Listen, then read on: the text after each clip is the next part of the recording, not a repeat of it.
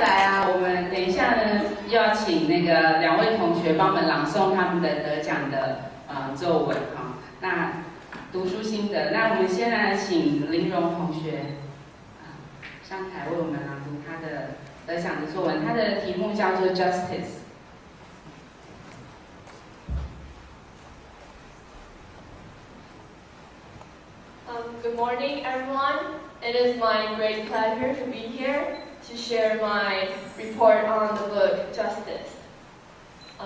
What's the right thing to do? This question drifts through our mind every time we deliberate over a decision. And we all have our own theories of why one choice is superior to the other. Long have I been fascinated by the motives and reasons behind an action. This curiosity is why I was ensnarled the moment I flipped open Professor Michael Sandel's book, Justice.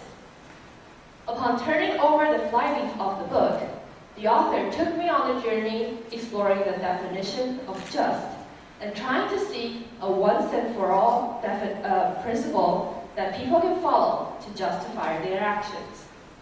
Over the course of this expedition, I encountered the 3 approaches to justice: welfare, freedom, and virtue. The author supported each approach with doctrines of renowned political philosophers, including Aristotle, Jeremy Bentham, Immanuel Kant, John Stuart Mill, and John Rawls. Using various examples, Professor Sandel illustrated how each theory works and the dilemmas each faces.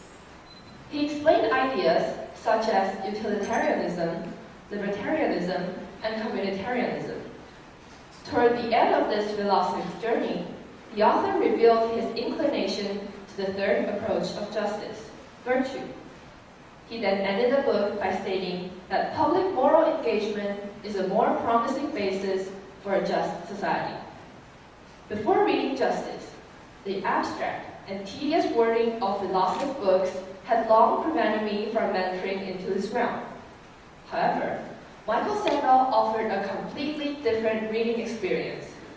His charisma lies in his ability of turning complicated philosophical ideas into a variety of easy-to-understand real-life examples. In this book, the illustrations range from military service, the right to use a golf cart, and even to Winnie the Pooh. Through these examples, I gradually began to understand the 3 approaches to justice. The first approach was welfare. At first, I easily embraced the idea of utilitarianism. Maximizing utility seems to be the right and just thing to do. We tend to make decisions that make the most people content. However, I shuddered to apply this idea to the Colosseum fight in ancient Rome. How could this be justified by stating that the collective ecstasy of the spectating crowd surpasses the suffering of the Christians thrown to the lions? Utilitarianism can seriously breach individual or minority rights. Therefore, I now do not think this theory can justify one's actions. Abandoning utilitarianism, I turned to the next approach, one stating that freedom should be the core of justice. Libertarians claim that we have the right to do whatever we want with our things, as long as we respect others' right to do so. I totally agree with this idea. However, how far does this right extend to? If we are free to sell one of our kidneys in exchange for money, can a person kill himself by selling 2 kidneys in want of money for his family? I believe unrestrained liberty would ruin many values and replace them all with money. Therefore, I do not take the libertarian idea of justice. Eliminating the first 2 options, I was left with the 3rd and final approach. As Aristotle proposes, a just society distributes resources in a way that promotes virtue. However, how do we define virtue and vice? I believe it requires public discussion. Whenever a controversial issue arises, people should actively engage themselves in public discussions. Although it is challenging to debate about moral questions rationally, I hope that it is still an essential part of a just society. Closing the book, I tried to subside the storm it has stirred inside my head.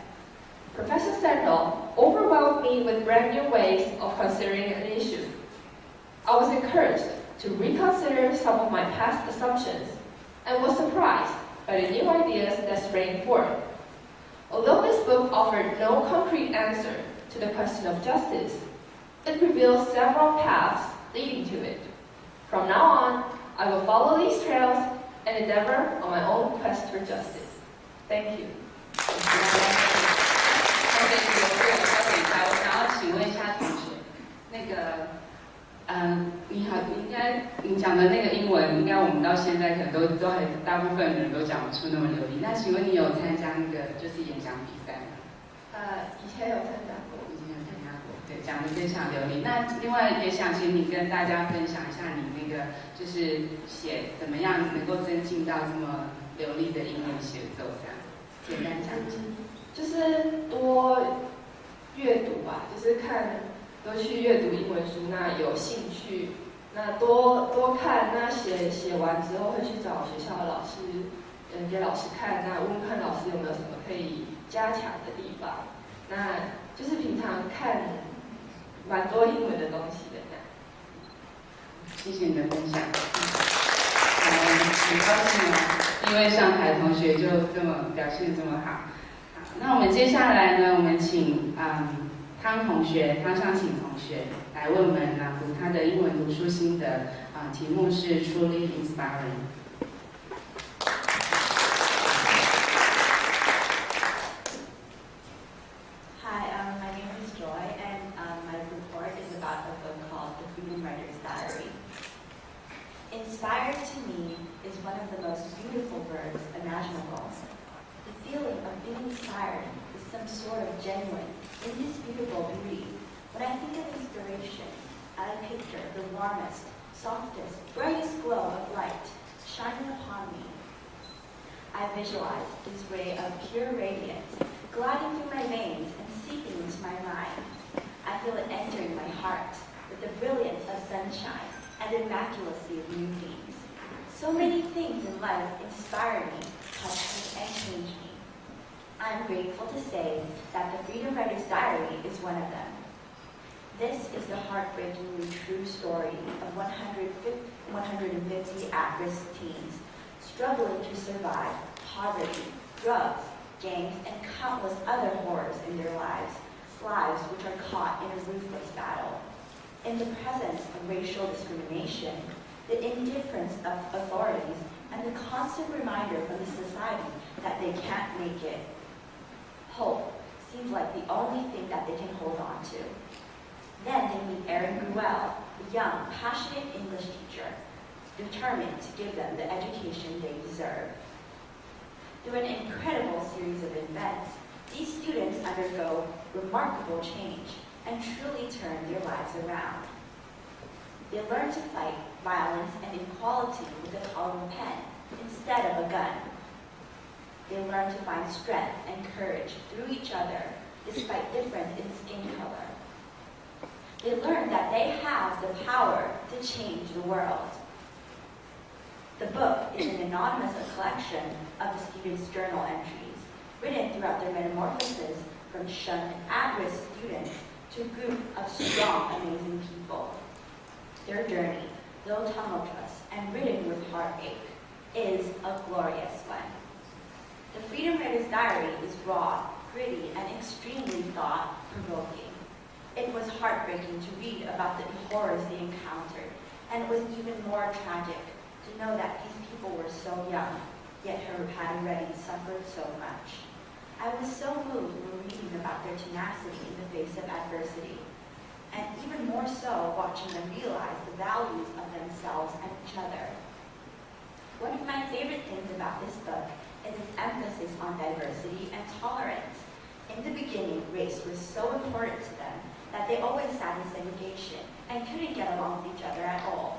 Slowly, through lessons about the Holocaust, the war in Bosnia, and countless other examples, they learned to see beyond skin color and instead focus on the significance of what being a human being means.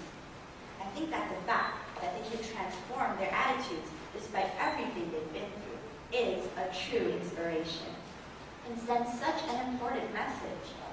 It's ironic when you consider how so many people had labeled these kids as stupid and hopeless, yet they were the ones who couldn't even grasp the concepts of tolerance and equality. We live in such a broad, diverse world, but our narrow mindsets keep us from embracing the infinite beauty of life. The Freedom Writer's Diary schools us in such a basic and important lesson that pitifully, many people in our society today are still unable to understand. Another wonderful thing about this book is that it embodies the omnipotent power of words. Through writing, many students began to feel more empowered and confident. They felt like they finally had a voice. I hope that this book motivates more people to write, to whisper life into words, and to pour their hearts out. The enticing magic of writing and the irrepressible exhilaration that comes with weaving your thoughts into words are what makes writing so beautiful and strong. Writing has been a great love of mine since a young age, and is such an important creative and emotional outlet for me. I believe that when writing comes from your soul, it really does have the strength to change the world. Let your words sing the song that's been hidden in the depths of your heart for so long, and let them inspire the people like the Freedom Writers did. I sincerely encourage everyone to read the Freedom Writer's Diary, to feel its heart-touching poignancy, and to be genuinely inspired. Thank you. 我相信你应该也是参加很多演讲比赛吧？有稍微的训练。因为我们感觉有那种在听那个朗读会的感觉哈，然后表情都非常的生动。那也请你跟我们分享一下你学习英文怎么样增进你自己的英文能力。就是从很小的时候我爸妈就是非常的就是让我沉浸在英文的世界，就是我看的节目啊，看的书都是英文，然后就是让我从很小就是觉得就是英文是好玩的东西，而不是就是为了学。